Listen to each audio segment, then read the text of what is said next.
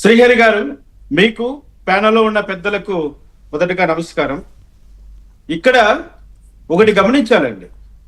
పోసాని కృష్ణమురళి న్యాయస్థానం ముందర సంజాయిషి ఇచ్చుకోవడానికి కానీ, లేదు ప్రజల ముందరకు వచ్చి సంజాయిషి ఇచ్చుకోవడానికి కానీ ఏ మాత్రము మిగిల్చుకోలేదండి. సంజాయిషి లేదు ఇంకా ఆయనకు. అటువంటి వాడికి సపోర్ట్ చేస్తూ జగన్మోహన్ రెడ్డి గారు ఫోన్లో వాళ్ళ భార్యతో మాట్లాడినటువంటి విషయము అది కొంచెము హాస్యాస్పదంగా ఉంది. ఎందుకంటే పోసాని కృష్ణమురళి ఏం చేశాడు, అతన్ని ఎందుకు పోలీసులు అరెస్ట్ చేశారు, అతనిపైన ఎందుకు కేసులు పెట్టాల్సి వచ్చింది, అంతా స్పష్టంగా ప్రజల ముందరికి వచ్చేసింది. ఇక్కడ లేదు, డిఫెన్సే లేదు. సంజాయిషి చెప్పుకోలేని పరిస్థితిలో ఈరోజు ముద్దాయి ఉన్నాడు. అటువంటప్పుడు నువ్వు రేపొద్దున ఆ సహముద్దాయి అవుతావేమో జగన్మోహన్ రెడ్డి. మీరు ఫోన్ చేసి నిరంకుశ పాలన భగవంతుడు చూశాడు భగవంతుడు ఎవరిది నిరంకుశ పాలన, ఎవరిది దుర్మార్గమైనటువంటి పాలన, ఎవరి దౌర్జన్యాలు దుర్మార్గాలు అన్యాయాలు చేసి సమాజాన్ని భ్రష్టు పట్టించారు దేవుడు చూశాడు.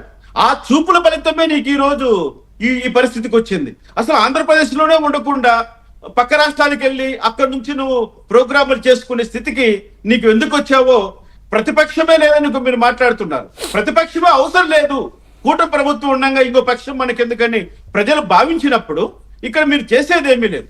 కానీ అంతర్యుద్ధాలు తీసుకొచ్చి అలజడులు రేకెత్తించి ప్రజల్లో అనేకమైనటువంటి కులాల రకంగా మతాల ప్రకంగా వాళ్ళని ఎడదీసి రకరకాలైనటువంటి సంఘ విద్రోహకరమైనటువంటి పనులకు మీరేమన్నా పూనుకుంటారేమో కానీ సంఘములో ఉన్నటువంటి ప్రతి వ్యక్తి యొక్క మనసు గెలుచుకునే విధంగా, సంఘములో ఉన్నటువంటి సామాజికవేత్తలు కానీ మేధావులు కానీ లేదా వివిధ వర్గాలకు సంబంధించినటువంటి వాళ్ళ మనసులను గెలుచుకునే విధంగా వైఎస్ఆర్సీపీ వాళ్ళు ఎవరు లేరండి.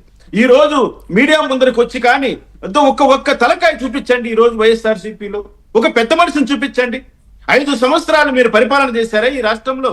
5 సంవత్సరాలు ఈ రాష్ట్రాన్ని భ్రష్టు పట్టించడం మీ గ్యాంగ్లో నుంచి ఒక్క తలకాయ, ఒక్క పెద్ద మనిషి వచ్చి ఏదైనా మీ పార్టీ తరపున మాట్లాడాలన్నా, లేదా రాష్ట్రంలో ఉన్నటువంటి సమస్యల గురించి మాట్లాడాలన్నా, ప్రజలకు ఉన్నటువంటి ఇబ్బందుల గురించి మాట్లాడాలన్నా మనసు పెట్టి మాట్లాడడానికి విలువ కలిగిన ఒక్క మనిషిని చూపించండి వైఎస్ఆర్సీపీలో.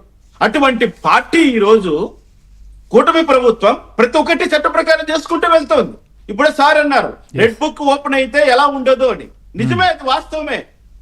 మమ్మల్ని అరెస్ట్ చేసినప్పుడు మర్యాదగా మమ్మల్ని తీసుకెళ్లేదే, కాలర్ బట్టి ఈడ్చుకొని వెళ్ళి లోపల కుక్కేశారు అన్యాయమైన కేసుల్లో.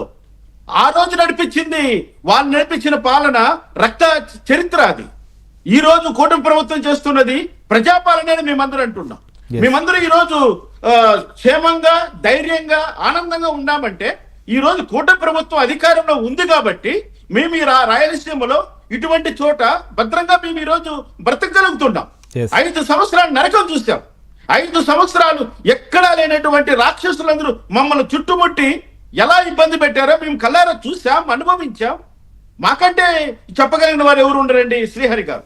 వాస్తవం చెప్తున్నా, ఈ రోజు పోసాని కృష్ణమురళిని అరెస్ట్ చేయడంలో ఏమైనా తప్పు ఉందా? ఒక్క పాయింట్ అయినా ఏమైనా తప్పు ఉందా? ఆయన మాట్లాడిన మాటలకు నిజమే పవన్ కళ్యాణ్ గారు ఒక మాట చెప్పింటే ఆయన పరిస్థితి ఈ రోజు ఎలా ఉండదో నిజమే అది. కానీ ఆయన చెప్పలే. కానీ ఈయనేం చేశాడు? ఎవరో పవన్ కళ్యాణ్ అభిమానులో, జనసేన పార్టీ కార్యకర్తలో